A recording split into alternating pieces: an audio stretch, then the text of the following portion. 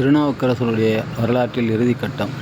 திருநாவுக்கரசர் திருவையாறிலிருந்து கைலை காட்சி கண்டு பிறகு அங்கிருந்து புறப்பட்டு பல தலங்களை தரிசித்துவிட்டு நேராக திருப்புகலூர் வருகிறார். திருப்புகலூர் வரும்போது இறைவன் திருநாவுக்கரசருடைய பற்றற்ற தன்மையை உலகிற்கு எடுத்து காட்ட விரும்பினார். அவர் உழவாரப்பணி செய்யும்போது, கோயிலை சுற்றி உழவாரப்பணி செய்யும்போது, அந்த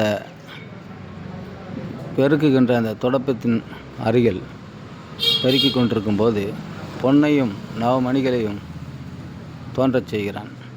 அதையெல்லாம் திருநாவுக்கரசர் குப்பை வாரி கொட்டுவது போல சர்வசாதாரணமாக வாரி ஒதுக்கி தள்ளிவிடுகிறார். அதேபோல் அது பொருளற்ற ஆசை, பொன் மீது பற்றில்லாத ஆசை. அடுத்து பெண்ணாசை இல்லை என்பதை நிரூபிக்க ரம்பா தேவதைகளை ரம்பா போன்ற தேவகன்னிகைகளை வரவைத்து மயக்கம் ஏற்படுத்துகிறான். அதற்கும் திருநாவுக்கரசர் மசியவில்லை.